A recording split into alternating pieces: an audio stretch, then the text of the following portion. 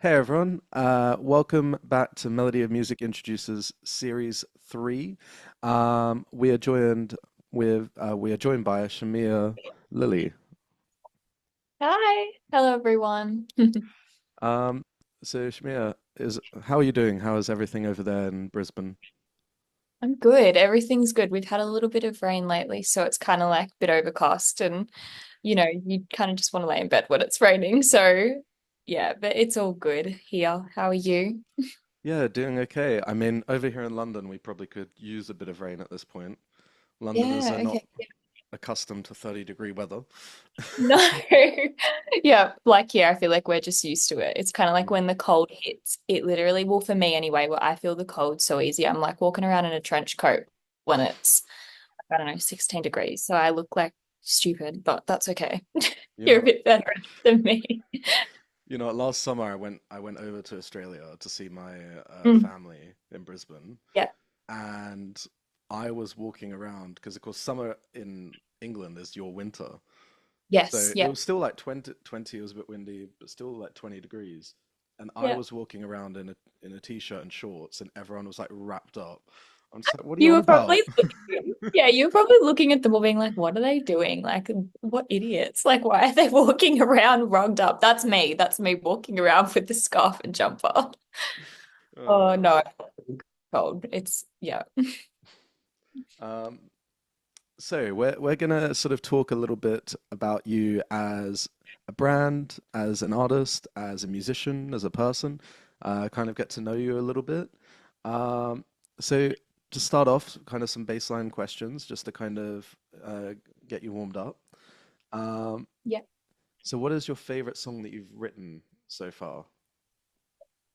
I reckon my favorite song that I have written, it's not released yet. I'm hopefully going to release it next year. It's called The Dream I Always Knew. So it's a song that's kind of about those moments in life where I guess you kind of just look around and I guess people are succeeding and you kind of just have that big kind of question of like, oh, like I'm trying, like why is it not happening for me? Like how can I make it happen? Like we don't get a rule book or a manual to this industry. We kind of just have to figure it out as we go. And you see people succeed and you're so happy for them. Then you go, how can I do it? And when it doesn't work, it's you the not like the knockbacks. It's kind of really overcoming them. So I guess I turn to songwriting as most of us do as artists. And I wrote that song. And for me, that one it's my favorite because it just feels so personal to me. And a lot of my songs I try to write about so people can relate to them and feel things. So usually about like love and breakups in life. But for me, this one, every time I play it, I just feel such a connection to the words in it. So that's probably my favorite that I've written so far. Oh, Yeah. nice, Mm. nice. Um, so that's your favorite one that you've written. What about the ones that you like performing?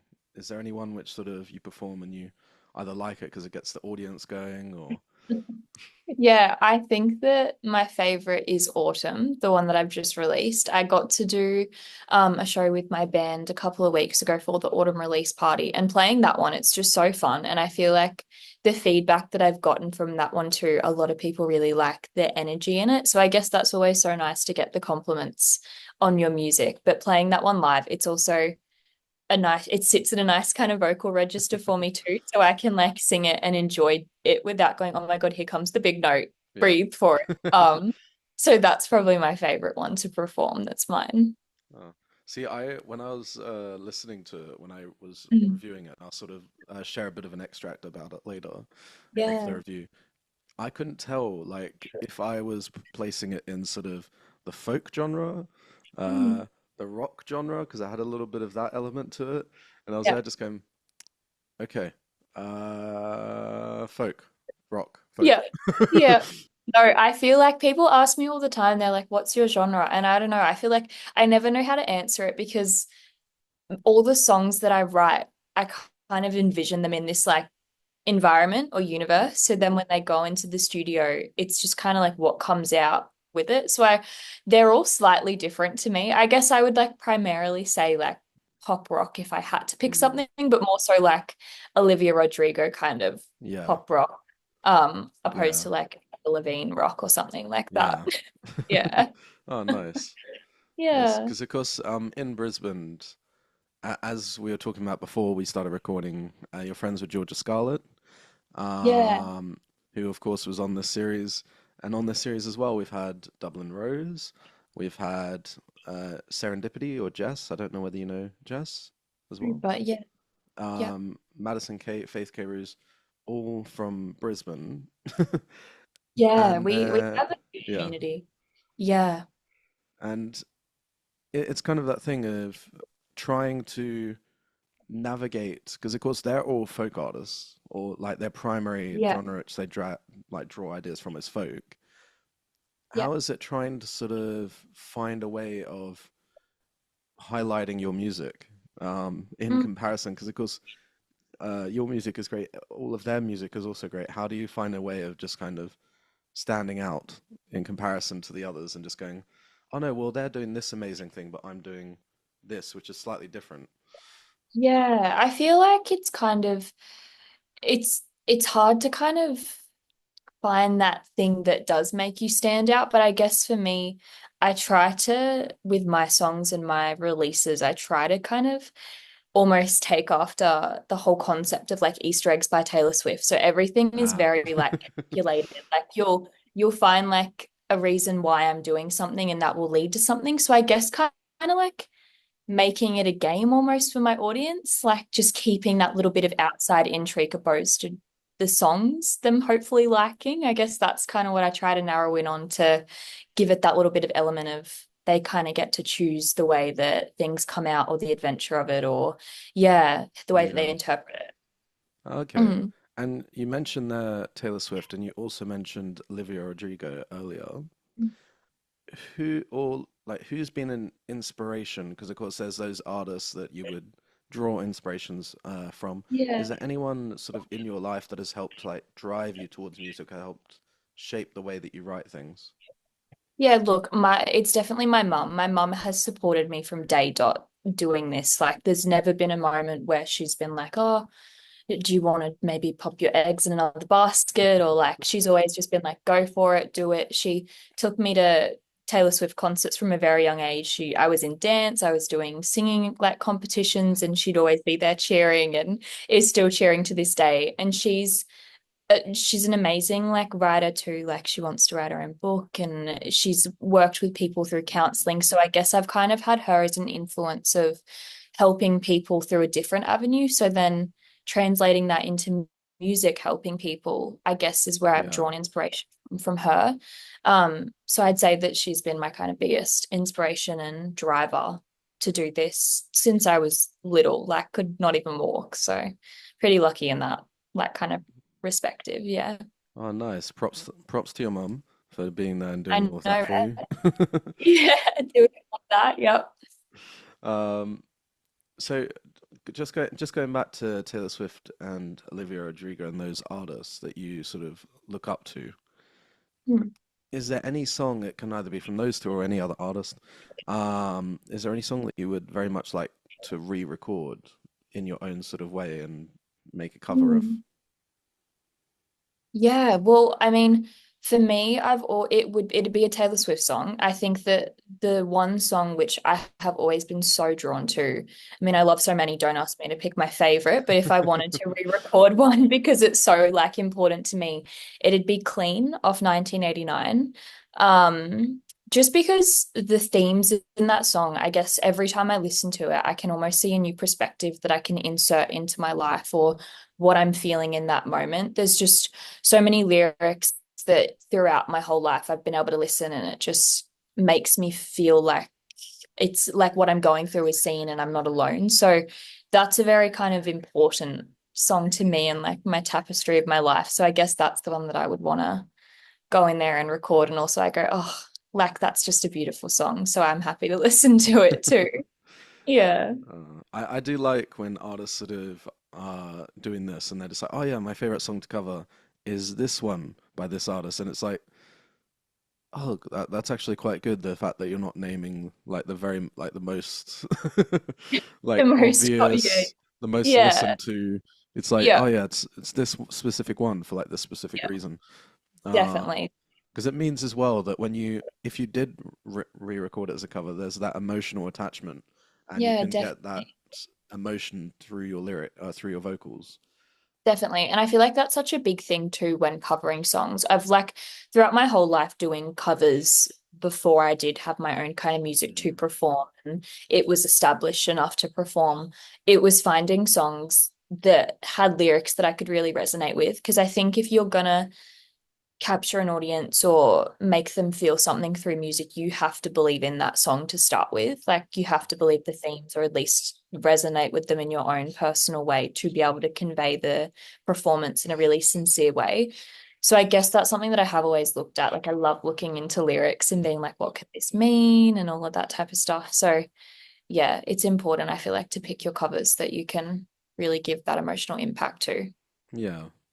And Mm. if just going off the fact of themes within lyrics and everything like that, um, should anyone want to cover any of the songs that have reviews on Melody Music, there's small little extracts of the themes, which I believe the artists are intending. We'll tell. Yeah. So, I mean, so far I've not had all the songs that I reviewed, and I've read the little extract. None of the all of the artists have said, "Yep, that sounds about right." So I haven't Yeah. gotten it wrong yet. No. I hope Yeah, today yeah, is not the yeah. day. No, it's okay. Yeah. um, but yeah, that as you said, themes are very significant within the songs, and like when I've discussed it with other artists in these interviews, they're kind of like, well, I've written a song, it means this to me, but then as soon as I've released it, it's no longer mine because there's suddenly all these different people now listening to it. Yeah. Yeah. And yeah, I think that's just the beautiful thing is music is so transparent. Yes, Um, yeah, it is. It really, and that's, I guess, what I try to look at too and go, this could mean this to me, but it could help someone else in a completely different way that I never intended. So, I mean, that's such a beautiful and powerful thing that yeah, it's just a nice feeling knowing that that can do that. yeah. So speaking of beautiful things, the music scene in Brisbane, we were kind of talking about this earlier with all the different amazing artists from Brisbane. They kind of, Yeah. I'm surprised there's not like quite a few of them you already starting to sort of be high up in the music industry. Mm. All of your music is really, really high level and actually really, really nice to listen to. Um, what makes that community so tight knit and so special? Because of course, Mm. I know I know Georgia, yourself, Dublin. I can't remember if the other three are through Vermilion.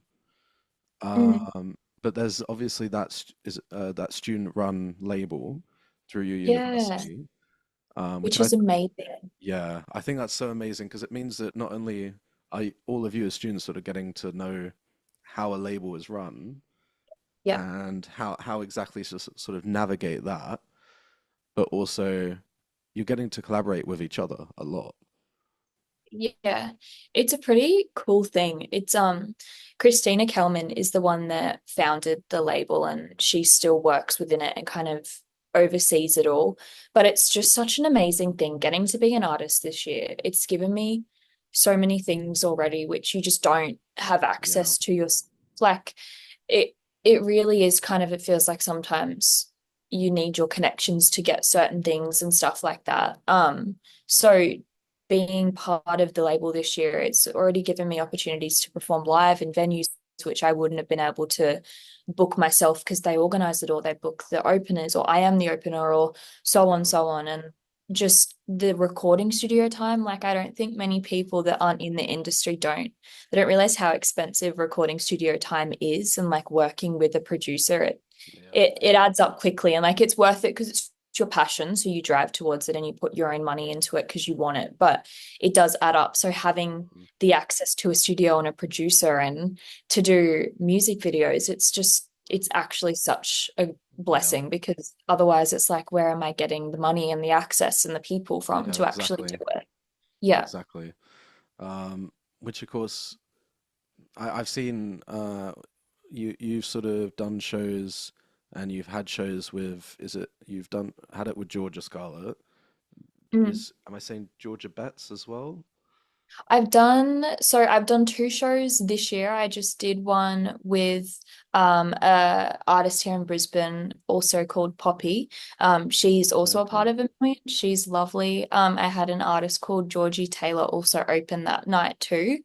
And then I just did one last week with an artist headlining called Chloe Jett, and she was amazing. And there was also a band called Wisher and another band called Elsewhere. So I've got to perform alongside a few Brisbane artists right now, which is pretty cool because they are very supportive and Mm. it's such a lovely environment to go into, especially in sound check. Everyone's like cheering everyone on if you're literally just like strumming one chord and singing one note. But yeah, I've had the opportunity to perform beside some really great artists, which is awesome. Mm. Yeah, see, I feel like in London, the Mm. music scene is quite sparse. So Mm, like okay, yeah.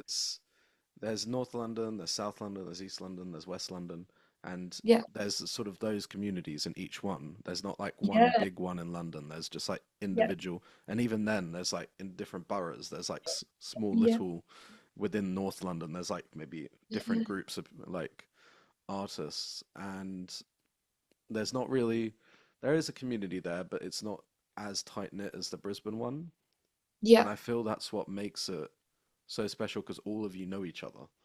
Yeah. And I think we're lucky too. I mean, people that I go to uni with, everyone is so talented in their own way. So we all kind of come together and collaborate, which is such a blessing. Like knowing that someone is there and they can play bass or they can jump in and do something. But I think just this year, especially with Vermilion, I've got to really get in there and meet the community. And they're just so great. They're so supportive. They're like, oh, you're amazing. Here's your videos from that performance. I got this for you. When's your next show? And then Mm. you go, like, when's your next show? Like, it's a really lovely environment to be a part of.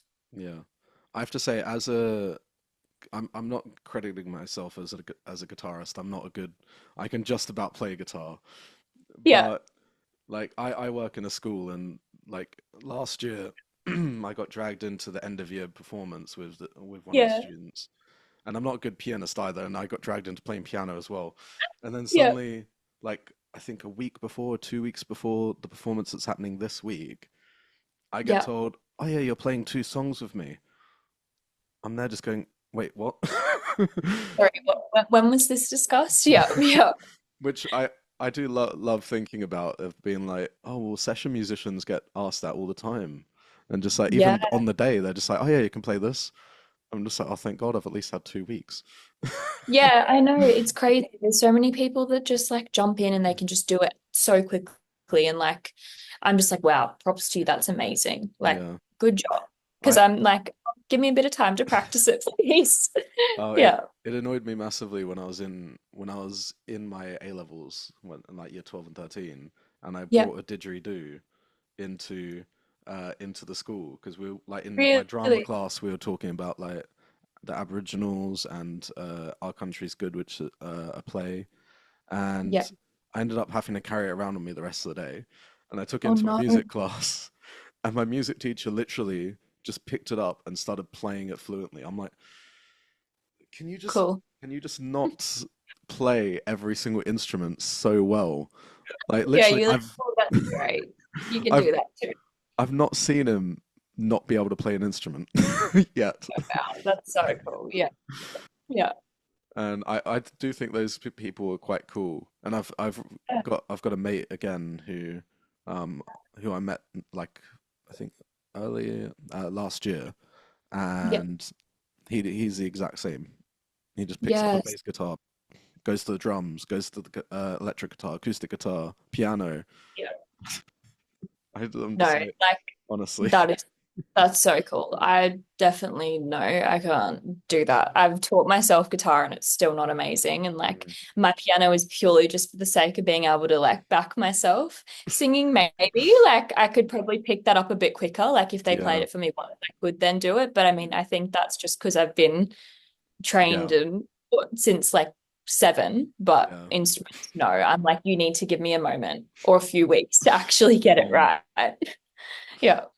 Um, so speaking about your songs, going back to you for a second, you've released, I know you've released Priority List, but you've also released Spring and Mhm. Autumn. Yeah. Um, First of all, are you having summer and winter? And what inspired these sort of seasonal titles? Well, the concept of my EP Seasons of a Teenage Girl, it's the four songs. So I am doing the two other seasons. Winter will be next. And then summer will be kind of like the last one. But the concept and something that I knew I always wanted to do with this EP was really kind of explore personal things that I've gone through in like first relationships and first loves, and then your kind of like second relationship where it feels so much more mature and adult and you've learnt your lessons from last. I A lot of the songs like spring, autumn, winter, and summer, they were written years ago. Like I'm talking when I was like 14 and I'm 21 now. So ages ago, like I sing these songs and I'm Yeah, singing them and I'm like, I have no relation to the lyrics in them anymore. But, it's still cool to go back and look at them and go, that was that time in my life. yeah. But the way that I kind of then thought about how I could explore those themes that so many people do go through in life of falling in love and then like the arguments and breakups and then having to start again and all of that. I was trying to find a clever way of doing it. And then I thought, what about seasons? And I kind Mm, of had been thinking of like the title with like teenage girl or seasons, or I had like the titles sitting as like butterflies and as like car rides and like kind of things that I associated with the songs. And then I don't know, I can't remember when, but I then came up with the title Seasons of a Teenage Girl. And I was mm, like, oh, I could do the titles of the songs as the seasons. yeah, So then I then kind of gave them all their own color too, because obviously branding them and putting them out on social media, it kind of needs to be fluent in a way when you're doing it. So I then did spring, and to me, spring is very much the first, like my order of how I view them personally to my life is spring, autumn, winter, and then summer. But someone could be in winter right now going through a breakup, and then they're gonna swing back to spring because they're then in love again. Or it's kind of like a choose your own adventure of where you're sitting in your life. yeah, Um, but spring is, yeah, it's about kind of falling in love for the first time and being young and experiencing all those things that you do when you first kind of have your first relationship or first partner, or like just all those things that yeah, go through your head. And then autumn, which is the current one that I'm kind of like in the season of. Um, it's starting to crack and you're having your first arguments and it's kind of not going as planned. And then we'll be into winter very soon, which is the breakup. So it's a very kind of slow ballad because at the time, mm, when you go for your first breakup, you feel like your world is crumbling down. So I guess that's what I kind of wanted to illustrate in the song. But then we get yeah. summer, everything's happy again, so it's okay. Well, at Yeah. least there's like the transitions where you can go, okay, Yeah. was that, duh, duh, duh, duh, which Yeah. is like at least there's that, and you can kind of see Yeah. the changes. There is a Yeah. positive in the end. There is. I was like, look, because like based off my actual life, like I did then find a partner, which I'm still with now, and he's amazing and so Mm, supportive. So I was like, he needs to have a beautiful season, which is summer, and make it all lovely and yeah, happy because it is where I'm at now. So yeah. yeah. So speaking, going back to Taylor Swift, Yeah. funnily enough, I feel like a lot of these interviews that I do with artists from Brisbane, I feel like Taylor Swift has been. I would love to count the amount of times that Taylor Swift's name has been mentioned in all of the Yeah. Brisbane-based Yeah. interviews. But Yeah. of course, throughout her career, she's changed genres. Not only like per song, but per album. Yeah. Do you feel like that's something which you'll sort of do over time, where you've kind of in this sort of pop rock genre, but with a Yeah. little bit of folk, but then will change maybe a Yeah. bit later on, depending on how you're feeling about your music? Look, I think for me, I will see kind of what I'm branding song as almost. I Mm, kind of love when something is so thought out and it has its branding and it has its sound and it has its visuals that are all cohesive. So I guess as EPs or albums or singles progress. It will really just depend on what I am feeling that song sits in the universe of to then kind of dictate what the genre or the sound of it is going to be. So look, it honestly could, because like you never know what will happen and like what turn like themes or sounds will take, but I'd never kind of discredit things changing because I think that it'll all play out how it's meant to as it does. Yeah. Yeah. Yeah, and the positive thing is you can always come back to your original genres anyway. Yeah. Um, Yeah. yeah. So um, I lost my train of thought for a second. You're fine. Uh, right, yes. Speaking of Vermilion, just going back to that for 1 second. You mentioned that they help pair you with studios and help with music video creation and sit you with producers. And is there is there any sort of extras that they do to help young artists as well? Oh, definitely. They also have a program called Vermilion High, which is where they get high school students in, and they'll get to work with the label for a semester. They also just like as an artist, they do things for us like EPKs and press releases and stuff like that, and share them out to their contacts, which we otherwise wouldn't have had the opportunity to send our stuff to.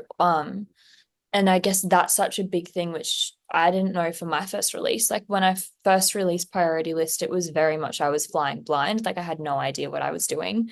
I didn't even know that I kind of had to set the date and time different for releases at a different point so it could be available on like social media platforms. It was very much a learning as I went. But this year I've kind of had all the like helping hand to make it so much more seamless and help me navigate things which I didn't know otherwise I had to have as a part of a release or as a part of a show or Mm, yeah, just all of that type of stuff, which like I said, we don't get a manual to being in this industry, but it does they're definitely helping to understand what I do need as a kind of base level to get yeah. things out there. Yeah. Okay, nice. And Yeah. so before we move on to the second part, uh, there's a new question which I've been asking in series two and going into this series, which Yeah. is you've obviously built a foundation for yourself as an artist. You've got your EP coming out and you're already working on that. Is there any like advice that you'd give to any new musicians that are just starting where Mm. you've sort of noticed something or like a bit of advice that you've been given that you can pass on? I think there's two things. I think in a technical and really kind of serious aspect, don't be afraid to have those tough conversations with kind of like your percentages that you own in a song, or if you're working with someone, don't be afraid to kind of give your actual thought process. If you don't like something that someone's put into your music or is in a collaborative kind of progress with you, it's awkward to sometimes have those conversations, but if it's your work and you feel so personal about it, have them, because otherwise you might regret it if you don't really kind of speak what you're thinking. So it's important to kind of stay firm and go, yes, these conversations are awkward, but they are needed and they do get easier as you do more of them. And then I think on kind of just like I don't know, wisdom almost perspective, just like I guess trust in the process of it. It's really hard and there is setbacks and there is moments where you really do question and you go, oh, this is the only thing I want, but is it really meant for me? And I guess that's the song that I wrote. You do kind of question it and go, what am I doing wrong? But you do just need to trust and go, if you're putting your whole heart and soul into it, that is what you can give. And trust that if it's meant to happen, it will happen for you.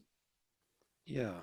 And also, I think just to add on that, Yeah, my own little bit, surround yourself with people that you know you can trust, but also that you know will be honest with you if you're missing something from a definitely. song.